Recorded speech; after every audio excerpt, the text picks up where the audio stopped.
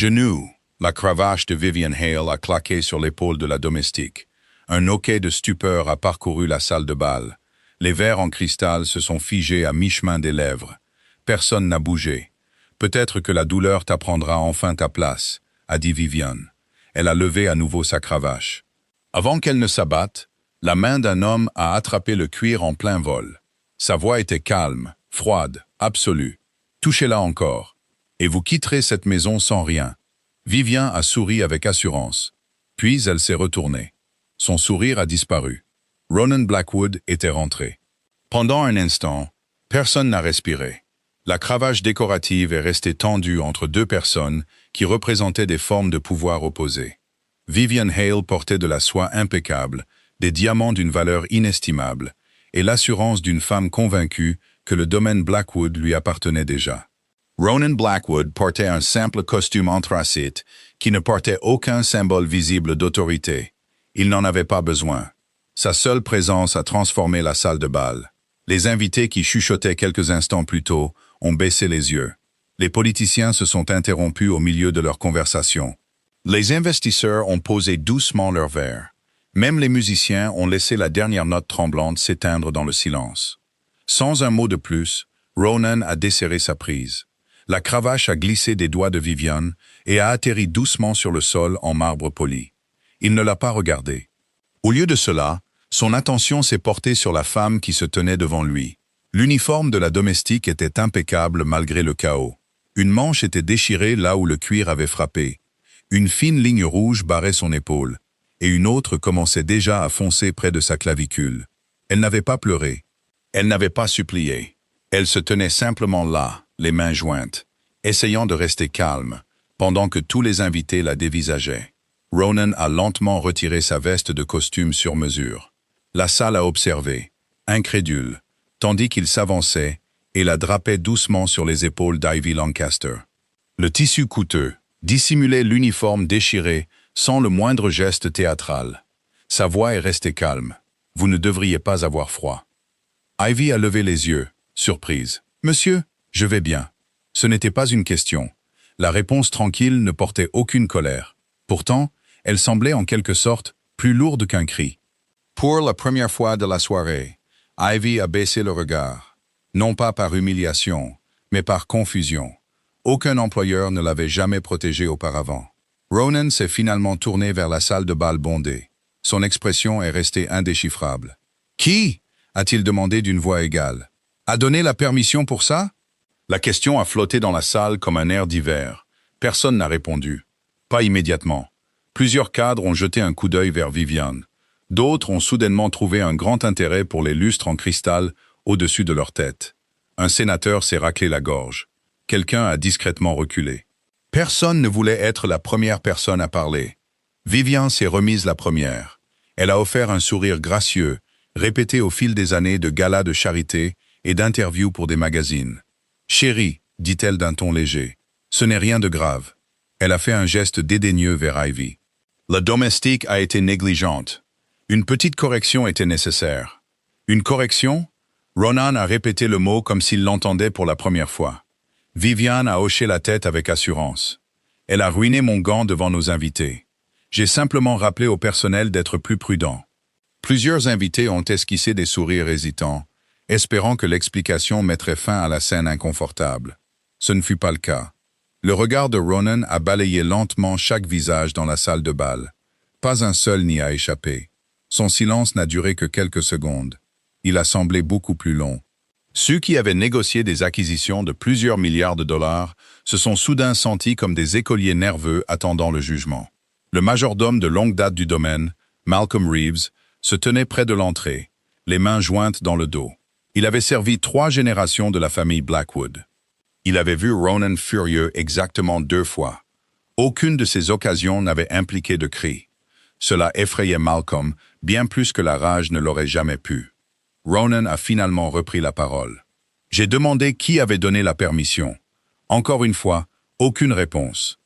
Le sourire élégant de Vivian est devenu légèrement crispé. C'est mon événement. J'ai organisé chaque détail. J'étais responsable du maintien de l'ordre. Elle s'est approchée, baissant la voix juste assez pour que ce soit intime. Nous n'avons pas besoin de nous mettre dans l'embarras devant nos invités. Ronan la regarda tranquillement. Nos invités? Les deux mots sont tombés comme des pierres. Viviane a cligné des yeux. Avant qu'elle ne puisse répondre, Ronan s'est penché et a ramassé l'antique cravache sur le sol. Pendant un instant, plusieurs personnes ont craint qu'il ne perde son sang-froid. Au lieu de cela, il a examiné l'objet vieilli avec une curiosité détachée. « Ceci appartenait à mon grand-père », dit-il. C'était exposé comme faisant partie de l'histoire du domaine. Ses yeux se sont levés lentement. Il n'a jamais été destiné à devenir une arme. Il a tendu la cravache à Malcolm. « Rangez-la sous clé. » Le vieux majordome l'a accepté immédiatement. « Oui, monsieur Blackwood. » Personne n'a manqué le titre. Pas monsieur, pas président, pas même maître. Simplement monsieur Blackwood. La formule que Malcolm réservait, au moment où toute la maisonnée avait besoin d'un rappel de qui était le véritable propriétaire du domaine. Ronan a regardé une fois de plus Ivy. « Vous ferez examiner vos blessures. » Elle a instinctivement secoué la tête. Ce ne sont que des égratignures. Elle compte quand même. Sa réponse était calme, certaine. Puis il a fait face à la salle de bal silencieuse une dernière fois. La réception va continuer. Une brève pause a suivi. Mais avant la fin de cette soirée, la vérité sur ce qui s'est passé ici sera connue. Personne n'en doutait. Le gala de charité avait commencé comme la grande performance de Vivian Hale. En quelques minutes, il était devenu le jugement de Ronan Blackwood. La salle de bal a progressivement retrouvé sa voix. Les conversations ont repris en chuchotement prudent plutôt qu'en rire confiant. Les verres en cristal s'entrechoquaient doucement. Le quatuor à cordes, ne sachant pas si la musique était encore appropriée, a commencé une autre mélodie douce. Pourtant, personne n'est vraiment retourné à la fête. Chaque paire d'yeux suivait Ronan Blackwood. Il marchait à côté d'Ivy, pas devant elle, à travers le large couloir menant au salon privé, adjacent au bureau du domaine. Elle gardait une main tenant sa veste fermée sur ses épaules. La laine coûteuse était étrangement réconfortante, presque trop réconfortante. « Je n'ai vraiment pas besoin d'un médecin », dit-elle doucement. « Vous avez été frappé avec une cravache. J'ai connu pire. » Ronan s'est arrêté de marcher. Ces trois mots l'ont troublé plus que la blessure elle-même. « Vous dites ça comme si c'était normal. » Un léger sourire a effleuré les lèvres d'Ivy. « Ce n'est pas normal. C'est simplement la vie. » Avant que Ronan ne puisse répondre, Malcolm est apparu, portant une petite trousse de premiers soins. « Le médecin est en route, Monsieur Blackwood. »« Bien. » Malcolm a regardé Ivy avec une sollicitude de grand-père. « Ma chère, asseyez-vous un instant. » Elle a obéi immédiatement. Pendant que Malcolm préparait l'antiseptique, une jeune assistante du traiteur s'est précipitée dans la pièce. Elle ne devait pas avoir plus de 19 ans. Ses mains tremblaient si violemment que la cuillère de service en argent qu'elle tenait encore cliquetait contre le plateau. « Je suis tellement désolé. » Des larmes coulaient librement sur ses joues. « C'est arrivé à cause de moi. » Ronan s'est tourné. « Que voulez-vous dire ?» La jeune femme a baissé la tête. « J'ai glissé. La soupe a failli se renverser sur l'un des enfants, qui accompagnait les invités de la charité. J'ai paniqué. Ivy s'est mise devant lui. Elle a attrapé le bol avant qu'il ne le brûle. Les épaules de la jeune fille tremblaient. Quelques gouttes sont tombées sur le gant de mademoiselle Hale. Ivy a dit à tout le monde qu'elle avait heurté le plateau. Elle a dit que c'était de sa faute. Je l'ai laissé faire. Le silence a rempli la pièce. Ronan a lentement regardé Ivy. « Vous avez accepté le blâme. » Elle a semblé surprise que la réponse nécessite une explication. L'enfant n'a pas été blessé. L'assistante aurait perdu son travail. Cela semblait être la solution la plus simple. La solution la plus simple. Un petit rire a échappé à Ivy. Ce n'était pas la meilleure soirée que j'ai jamais passée. Mais oui, je pensais que tout le monde serait épargné. La jeune assistante s'est soudainement agenouillée. Je suis désolé. J'aurais dû parler. Ivy s'est immédiatement avancée et l'a aidée à se relever. Non, on n'a pas besoin de s'excuser. On apprend, on fait mieux. Et la prochaine fois, elle a doucement ajusté le tablier de travers de la jeune fille. Porte la soupe avec tes deux mains. L'assistante nerveuse a ri à travers ses larmes. Je le ferai, je le promets. Malcolm a échangé un regard entendu avec Ronan. Aucun des deux hommes n'a parlé. Le médecin est finalement arrivé et a commencé à nettoyer les marques sur l'épaule d'Ivy. Elle a à peine réagi lorsque l'antiseptique a piqué. Au lieu de cela, elle a jeté un regard anxieux vers les portes ouvertes de la cuisine. À quelle heure est la vente aux enchères des desserts? Malcolm a cligné des yeux. Je vous demande pardon? Les desserts. Si les soufflés restent dans les fours beaucoup plus longtemps, ils vont se dessécher. Le glaçage au chocolat doit être versé après le dressage, pas avant. Les tartelettes aux agrumes ont besoin de 5 minutes de plus pour refroidir, sinon les fruits vont glisser. Tout le monde la regardait fixement. Le médecin s'est arrêté à mi-chemin du bandage. Vous venez de vous faire fouetter. Je sais, mais les invités ont donné beaucoup d'argent ce soir. Ce serait dommage que la pâtisserie s'effondre. Sans attendre la permission, Evie s'est levée. Je n'en ai que pour 1 minute. Ronan a regardé, véritablement déconcerté, tandis qu'elle se dépêchait vers les cuisines. La curiosité l'a emporté. Il l'a suivie à distance. À l'intérieur, le chaos organisé avait remplacé l'élégance. Les chefs se précipitaient entre les fours. Les serveurs chuchotaient nerveusement à propos de ce qui s'était passé dans la salle de bal. Au moment où Evie est entrée, chaque employé a semblé soulagé. Mademoiselle Ivy, le caramel cristallise. Les plateaux pour la vente aux enchères ne sont pas prêts. Elle a frappé une fois dans ses mains. Pas fort, juste assez pour attirer l'attention de tout le monde. Respirez profondément. Four numéro 3. Baissez la température. Ne jetez pas le caramel. Ajoutez de la crème chaude lentement. Emily, garnis le cheesecake après l'avoir coupé. Michael, arrête de paniquer. La peur n'a pas de goût. Un rire doux s'est répandu dans la cuisine. La tension s'est dissoute presque instantanément. En quelques minutes, tout le monde bougeait avec une confiance renouvelée. Pas de cris, pas de reproches, seulement des directives calmes. Ronan est resté inaperçu dans l'embrasure de la porte. Il s'attendait à voir une domestique. Au lieu de cela, il a vu quelqu'un diriger naturellement toute une équipe d'accueil. Les gens l'écoutaient parce qu'il lui faisait confiance, non parce qu'il la craignait. Un pâtissier épuisé a soupiré de soulagement. « Je ne sais pas ce qu'on ferait sans vous. » Ivy a souri. « Vous survivriez. Vous serviriez juste des soufflés légèrement trop cuits. » Toute la cuisine a ri. Pour la première fois de la soirée, Ronan a ri aussi. C'était bref, presque imperceptible, mais c'était réel.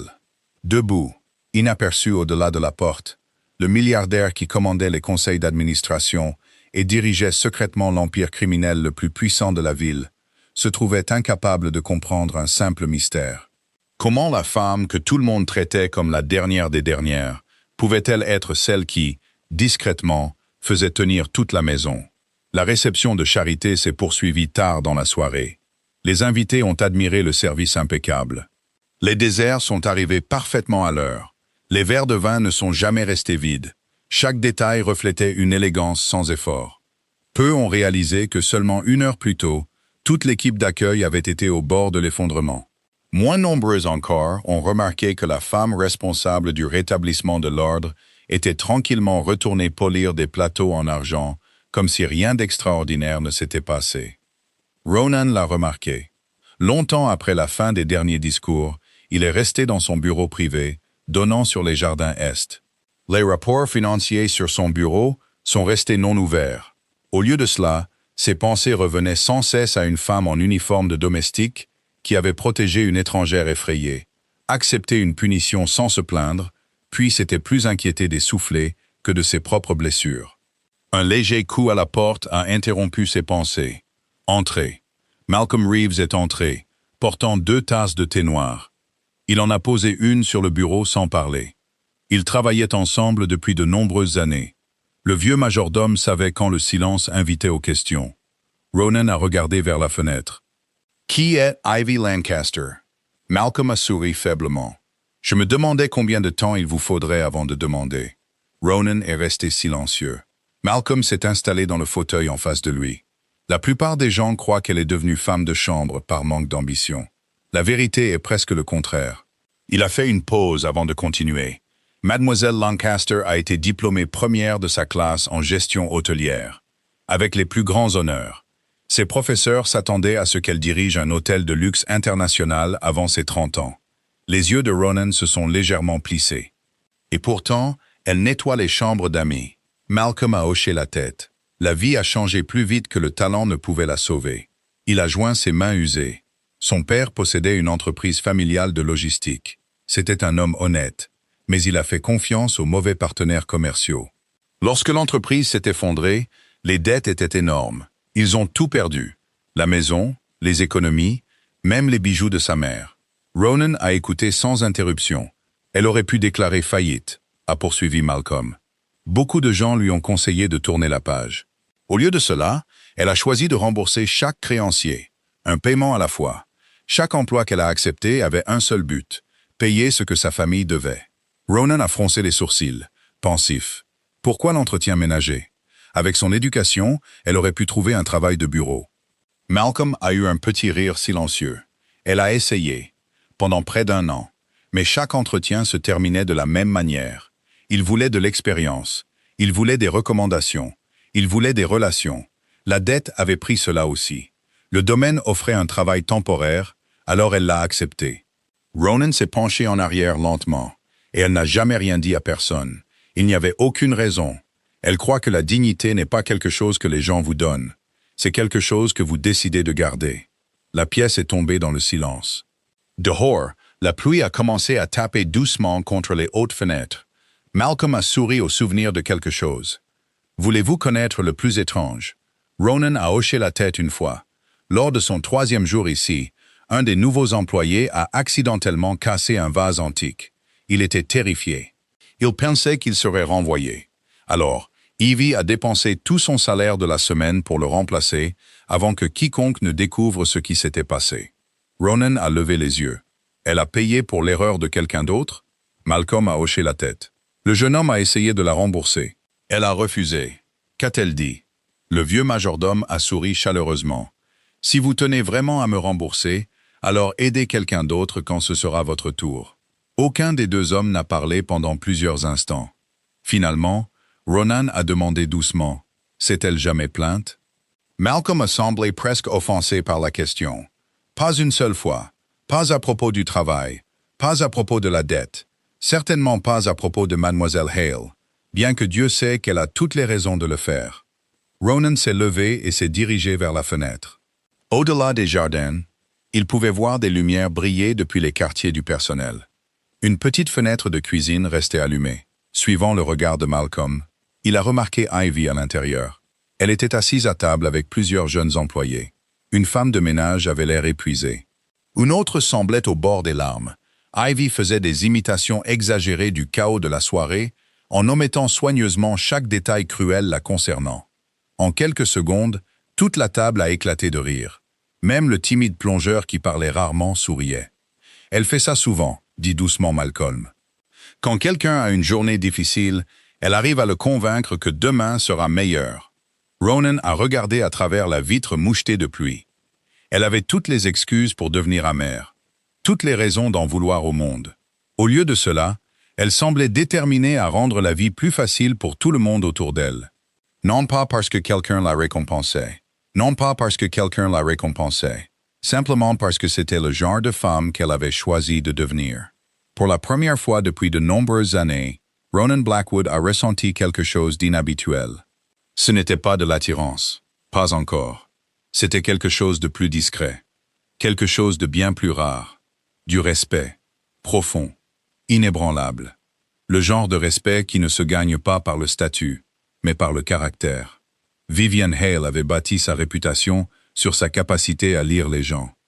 Elle pouvait reconnaître l'insécurité cachée sous des costumes coûteux. Elle pouvait identifier l'ambition derrière des sourires polis. Elle savait exactement comment faire croire aux personnes influentes qu'elles étaient parvenues à chaque conclusion par elles-mêmes. Pendant des années, ce talent l'avait bien servi. Il lui avait valu des investisseurs, des couvertures de magazines, des partenariats avec des marques de luxe, et surtout, une bague de fiançailles portant les armoiries de la famille Blackwood. Mais au cours des jours suivants, elle a remarqué quelque chose qu'elle n'avait jamais prévu. Ronan avait changé. Pas de façon spectaculaire, pas de façon évidente. Le changement se révélait dans des moments discrets. Quand il entrait dans le domaine, il ne demandait plus seulement à Malcolm des nouvelles des rapports financiers ou des calendriers de rénovation. Parfois, il demandait « Comment va le personnel aujourd'hui ?» To Mademoiselle Lancaster s'est-elle remise? Les questions étaient brèves, presque désinvoltes. Pourtant, elles concernaient toujours la même personne. Viviane a remarqué chacune d'entre elles. Un après-midi, elle a observé depuis le balcon de la bibliothèque Ivy traverser la cour, portant des fleurs fraîches pour les suites des invités. Mi-chemin du sentier de pierre, un jardinier âgé luttait pour soulever une lourde jardinière. Sans hésiter, Ivy a posé son panier et l'a aidé.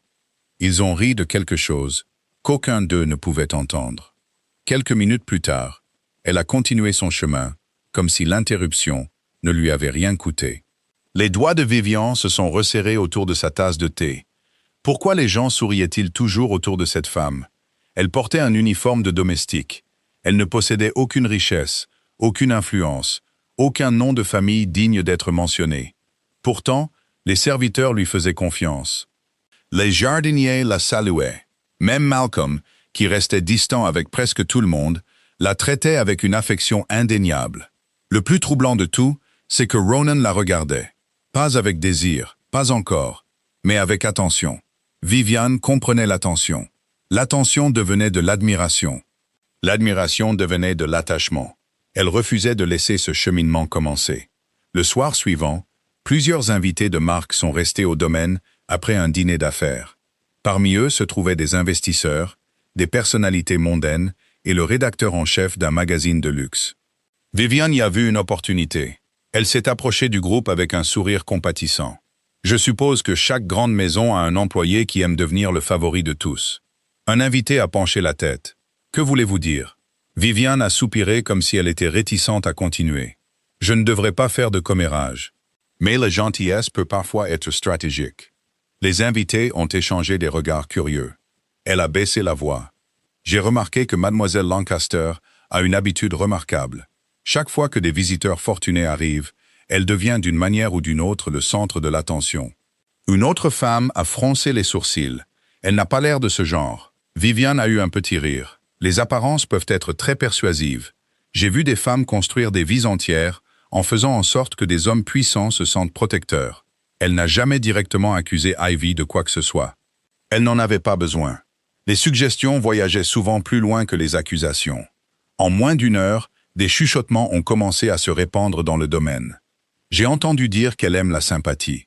On dit qu'elle est beaucoup plus intelligente qu'elle n'en a l'air. Peut-être que l'accident n'était pas entièrement accidentel. Pas étonnant que M. Blackwood continue de demander de ses nouvelles. Chaque répétition ajoutait une autre couche, une autre supposition, une autre distorsion. Le lendemain après-midi, les rumeurs avaient discrètement atteint presque tous les invités, séjournant encore au domaine. Ivy a remarqué la différence immédiatement. La conversation s'arrêtait quand elle entrait dans la pièce. Les sourires disparaissaient. Quelques invités la regardaient avec une suspicion ouverte. Une jeune serveuse s'est approchée nerveusement. « Mademoiselle Ivy, ils disent des choses terribles. » « Je sais. Ça ne vous contrarie pas? » Pendant un bref instant, Ivy a regardé vers la fenêtre où des nuages de pluie dérivaient lentement dans le ciel de l'après-midi. Puis elle a souri. Une rumeur ne survit que si elle trouve un endroit où vivre. La jeune femme a cligné des yeux. « Je ne comprends pas. Si je passe mon temps à courir après chaque mensonge, je n'aurai jamais le temps de vivre honnêtement. » Elle a doucement serré la main de la serveuse. « Alors, laissez-les parler. La vérité ne s'affaiblit pas simplement parce que quelqu'un chuchote plus fort. » Les mots sont restés avec la jeune employée longtemps après le départ d'Ivy. Malheureusement, ils n'ont pas atteint tout le monde. Plus tard dans la soirée, Ivy est entrée dans la grande salle à manger, portant du linge frais. Un couple d'invités s'est tu dès qu'ils l'ont vue. L'une a délibérément rapproché son sac à main de créateur. L'autre a vérifié si sa montre était toujours à son poignet. Aucun de ces gestes n'a échappé à Ivy. Aucun n'a suscité de réaction. Elle a tranquillement remplacé les couverts avec une précision parfaite. Puis elle s'est excusée avec le même sourire chaleureux qu'elle offrait à chaque invité. De l'autre bout du couloir, Ronan a été témoin de toute la scène. Il a vu les expressions méfiantes. Il a vu la dignité tranquille d'Ivy. Il a aussi remarqué autre chose. Elle ne s'est jamais défendue. Non pas parce qu'elle manquait de courage, mais parce qu'elle croyait que son caractère parlerait plus longtemps que n'importe quel argument. Et pour des raisons qu'il ne pouvait pas encore expliquer, il était convaincu qu'elle avait raison. 3 jours après la réception de charité, le domaine Blackwood semblait être revenu à la normale. Des fleurs fraîches décoraient le hall d'entrée. Le personnel se déplaçait dans les couloirs avec une efficacité rodée. Des réunions d'affaires remplissaient le calendrier de Ronan Blackwood. Pourtant, sous la routine bien huilée, la tension persistait.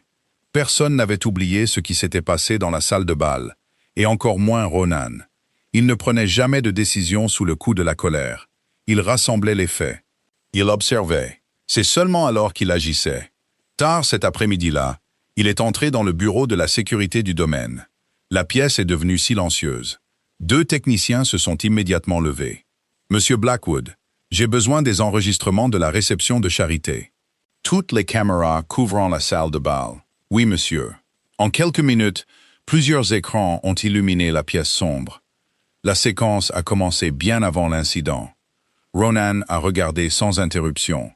Des invités arrivant, des serveurs portant des plateaux en argent, des musiciens préparant leurs instruments. Tout semblait ordinaire. Puis il a vu Ivy. Elle se déplaçait discrètement entre les tables, aidant les invités, avant même qu'ils ne réalisent qu'ils avaient besoin d'aide. Elle a redressé une chaise pour un donateur âgé, a rendu le jouet perdu d'un enfant, a dirigé un bénévole confus vers la bonne entrée. Pas de public, pas de tente de louange, juste une compétence tranquille. L'enregistrement a continué. Une jeune assistante du traiteur est apparue, portant un grand bol de soupe fumante.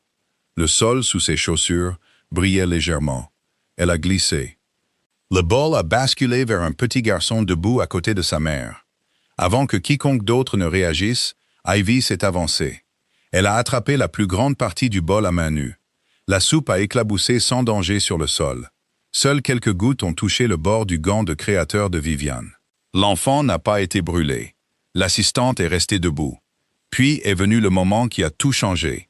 Viviane a regardé son gant, a regardé Ivy, a regardé autour de la salle de bal. Ronan a observé son expression se durcir. Pas de confusion, pas de panique, seulement du calcul. Elle s'est délibérément dirigée vers la vitrine d'antiquité, a pris la cravache décorative, s'est retournée et a frappé Ivy. Pas une fois, mais 2. Le deuxième coup a atterri après qu'Ivy ait déjà baissé la tête en signe d'excuse. La pièce est restée silencieuse. Personne n'avait menacé Viviane. Personne ne l'avait encouragée. Elle avait choisi la cruauté. Image par image, la vérité est devenue impossible à nier. Le bureau de la sécurité est tombé dans un silence complet. Un technicien a dégluti difficilement. Je n'avais pas réalisé que ça ressemblait à ça. La voix de Ronan est restée calme. Ça ressemblait exactement à ça. Il s'est levé. Préparez la séquence. Je veux que tous les invités séjournant encore au domaine soient invités dans la salle de bal. 1 heure plus tard, les mêmes lustres en cristal illuminaient la même salle élégante, mais l'atmosphère était entièrement différente. Les invités restants se sont rassemblés dans un silence mal à l'aise. Viviane est entrée avec assurance, croyant qu'une autre annonce caritative allait être faite. Elle a souri au journaliste, a ajusté son bracelet en diamant, puis a remarqué le grand écran de projection à l'avant de la salle de bal. Son sourire a vacillé. Ronan se tenait à côté, les mains jointes dans le dos, l'expression indéchiffrable. « Mesdames et messieurs », dit-il d'une voix égale, il y a eu beaucoup de discussions concernant les événements de la réception de charité. Je crois que les discussions devraient s'arrêter là où l'épreuve commence. Les lumières se sont éteintes. L'enregistrement a commencé. Pas de narration, pas de musique dramatique, seulement la vérité. La salle de bal a regardé Ivy protéger l'assistante effrayée. Ils ont vu l'enfant être mis en sécurité. Ils ont vu Viviane ramasser la cravache. Ils ont vu le premier coup. Puis le second. Personne n'a parlé. Au moment où l'enregistrement s'est terminé, plusieurs invités ne pouvaient plus se regarder dans les yeux. Le silence semblait plus lourd que n'importe quel applaudissement. Viviane s'est avancée. Ronan, c'est absurde.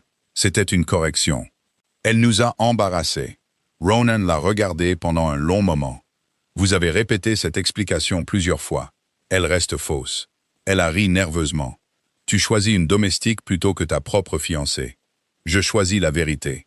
Les mots sont tombés avec une certitude tranquille. Le sang-froid de Viviane a finalement craqué. Tu ne peux pas m'humilier comme ça. J'ai bâti des relations pour cette famille. J'ai défendu ton nom. J'ai sacrifié des années. Vous avez cherché le pouvoir de mon nom, l'interrompit doucement Ronan. Jamais la responsabilité qui allait avec. Elle le regarda, incrédule. Autour de la salle de bal, personne n'est venu à sa défense. Pas un seul invité, pas un seul investisseur, pas même ses plus proches connaissances mondaines. Les preuves avaient parlé trop clairement. Ronan a lentement sorti la bague de fiançailles de sa poche. Il l'a portée là depuis son retour au domaine. Sans cérémonie, il l'a posée sur la table la plus proche. Sa voix ne s'est jamais élevée. Une femme qui prend plaisir à humilier les innocents ne fera jamais partie de ma famille. Les mots ont résonné dans la salle de bal. Pas de colère, pas de vengeance, seulement une finalité. Le visage de Vivian est devenu blême. Pour la première fois depuis des années, elle a compris ce que signifiait une vraie perte. Pas la perte de la richesse, ni de la réputation, mais la perte de l'avenir qu'elle avait déjà revendiqué comme sien. De l'autre côté de la pièce, Ivy se tenait tranquillement à côté du personnel. Elle n'avait pas demandé justice. Elle n'avait pas exigé d'excuses. Pourtant, la justice l'avait trouvée quand même. Alors que le silence s'installait sur le domaine Blackwood, toutes les personnes présentes ont réalisé la même vérité. Le pouvoir pouvait commander l'obéissance. La peur pouvait commander le silence. Mais seul le caractère pouvait commander le respect. 3 semaines ont passé. Les gros titres qui avaient autrefois célébré les fiançailles de Vivian Hale rapportaient maintenant leur fin soudaine. Les commentateurs spéculaient sans fin. Certains blâmaient des personnalités incompatibles. D'autres chuchotaient des désaccords commerciaux. Personne en dehors du domaine Blackwood n'a jamais appris toute la vérité. Ronan n'a jamais expliqué. Ivy n'a jamais parlé. La vie au sein du domaine s'est progressivement installée dans un rythme paisible. Sans la tension constante qui pesait sur le personnel, les rires sont lentement revenus dans les cuisines. Les employés ne sursautaient plus chaque fois que des pas résonnaient dans les couloirs.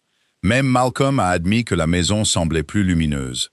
Un lundi matin frais, Ivy se tenait seule dans la buanderie, pliant soigneusement ses uniformes fraîchement repassés. À côté d'eux reposait une seule enveloppe. Sa démission. Elle l'a lue une dernière fois avant de la glisser dans un dossier simple. Les mots avaient mis des heures à être écrits, non pas parce qu'ils étaient compliqués, mais parce que chaque phrase portait de la gratitude. Le domaine Blackwood lui avait donné un travail honnête quand peu d'autres l'auraient fait. Ses dettes étaient presque payées. Elle croyait qu'il était temps de passer à autre chose. Le domaine méritait la paix. Elle ne voulait pas que sa présence devienne la raison pour laquelle les gens continuaient de discuter des fiançailles rompues. Alors qu'elle entrait dans le couloir principal, Malcolm s'est approché. « Vous avez l'air nerveuse », elle a souri. « J'ai affronté des choses pires que de remettre une lettre. Vraiment ?» Le vieux majordome a jeté un coup d'œil au dossier. Mais je soupçonne que celle-ci pèse plus lourd. Avant qu'Ivy ne puisse répondre, un autre employé s'est précipité vers eux. « Mademoiselle Lancaster, Monsieur Blackwood aimerait vous voir. » Elle a cligné des yeux. Maintenant, il a demandé si vous étiez disponible. Quelques minutes plus tard, Ivy se tenait devant le bureau privé de Ronan. Elle a frappé doucement. Entrez. La pièce était spacieuse, mais étonnamment simple. Des bibliothèques tapissaient un mur. De grandes fenêtres donnaient sur les jardins. Il n'y avait aucune démonstration de richesse inutile, seulement un ordre tranquille. Ronan s'est levé de son bureau. Son attention s'est immédiatement portée sur le dossier dans les mains d'Ivy. « On m'a dit que vous souhaitiez me parler. » Elle a hoché la tête. « Je suis venu vous remercier et vous donner ceci. » Elle a posé l'enveloppe sur son bureau. Il n'a lu que la première ligne avant de relever les yeux. « Vous démissionnez. Je crois que c'est le bon moment. Vous avez trouvé un autre poste ?» Elle a hésité. « Pas encore. Je chercherai après mon départ. » Ronan est resté silencieux pendant plusieurs instants. Puis il a fermé l'enveloppe sans lire le reste. « Non. » Elle a semblé confuse. « Je suis désolé. Je ne l'accepterai pas. » Un léger rire lui a échappé. « Je ne demande pas d'augmentation. Je n'en proposais pas. » Il s'est dirigé vers la fenêtre avant de continuer. « Il y a 3 semaines, j'ai demandé au conseil d'administration de notre fondation d'évaluer chaque département. Notre division hôtelière a reçu le score de leadership interne le plus bas. Elle a écouté tranquillement. Ils ont supposé que nous avions besoin d'un meilleur manager. Il s'est tourné vers elle. Ils avaient tort. Nous avions besoin du bon. Il a posé un dossier en cuir sur le bureau entre eux. J'aimerais que vous lisiez ceci. Elle l'a ouvert avec précaution. À mi-chemin de la première page, ses yeux se sont écarquillés. Directrice de l'hôtellerie, Fondation Blackwood. Elle a immédiatement levé les yeux. Il doit y avoir une erreur. Il n'y en a pas. Je n'ai jamais dirigé une fondation internationale. Non, mais je vous ai vu diriger des gens. Vous organisez le chaos. Vous résolvez les problèmes avant que les autres ne les remarquent. Vous gagnez la confiance sans l'exiger. Elle a lentement fermé le dossier. Je ne suis encore qu'une domestique. Ronan a souri pour la première fois depuis son entrée. Non, c'est simplement l'uniforme que vous portiez. Les mots l'ont prise complètement au dépourvu. Il s'est approché. Je ne vous ai pas remarqué parce que vous portiez un uniforme de domestique.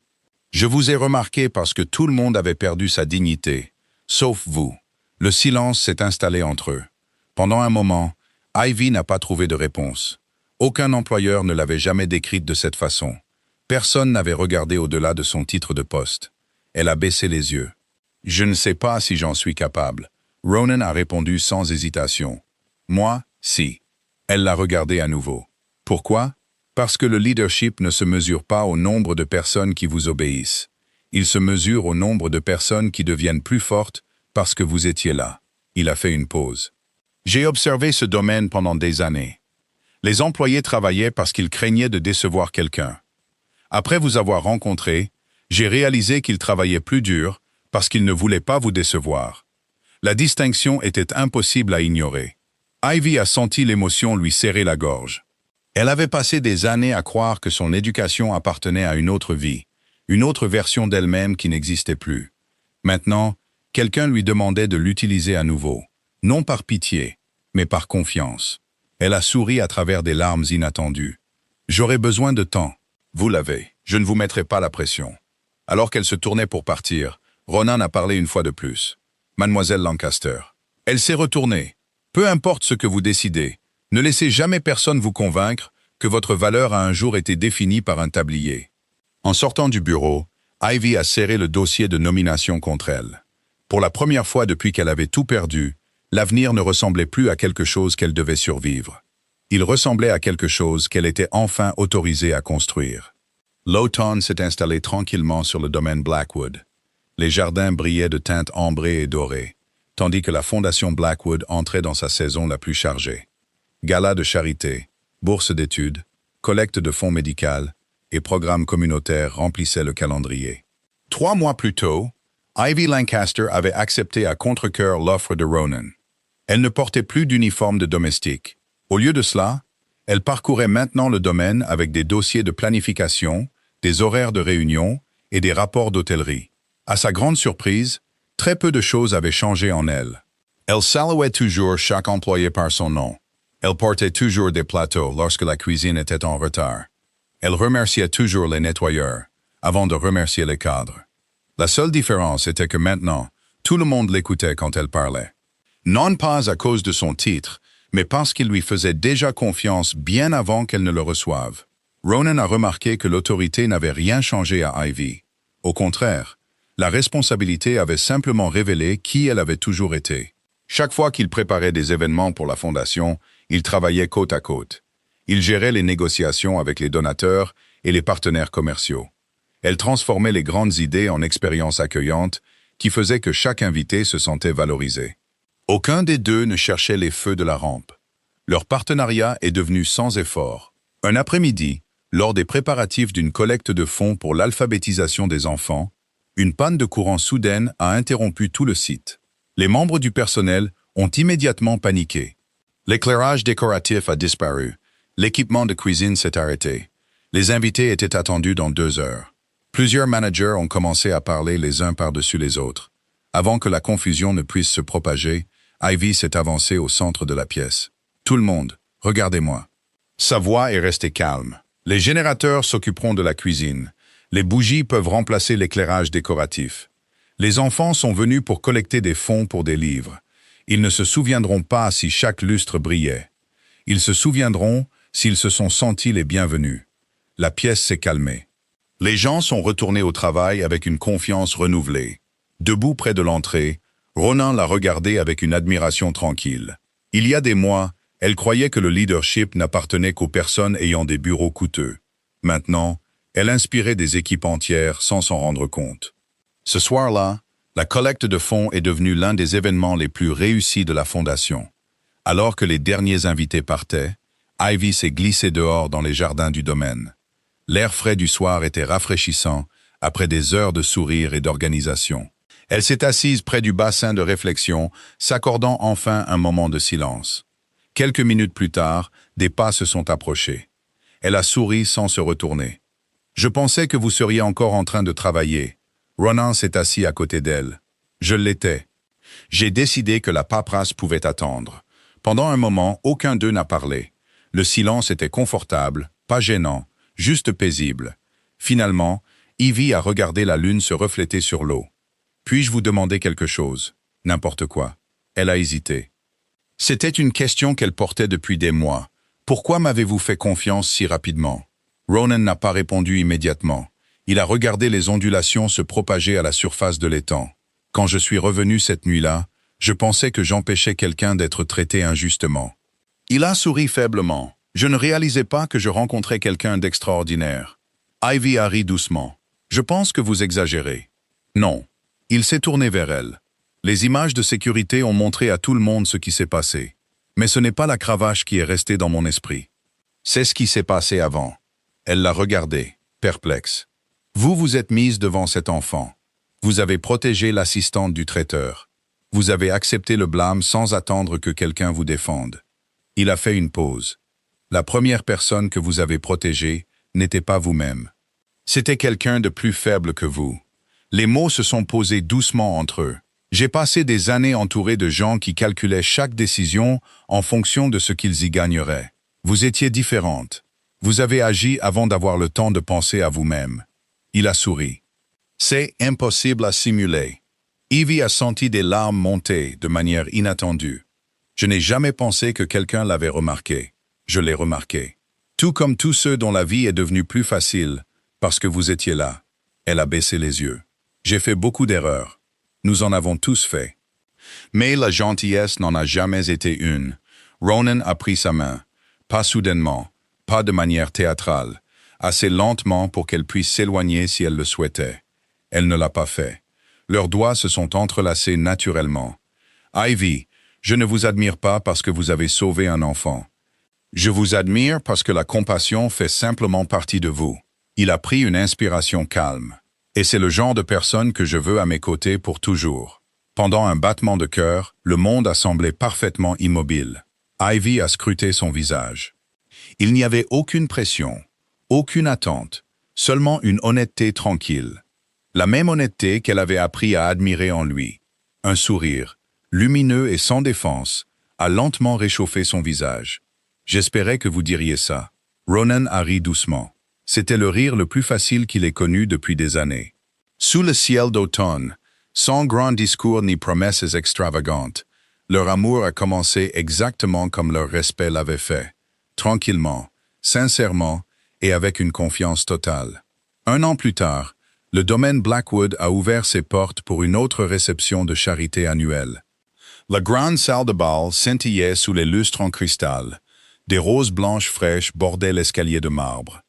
Un quatuor à cordes accueillait les invités, tandis que des chefs d'entreprise, des philanthropes, des journalistes et des bénévoles de la communauté arrivaient de toute la ville.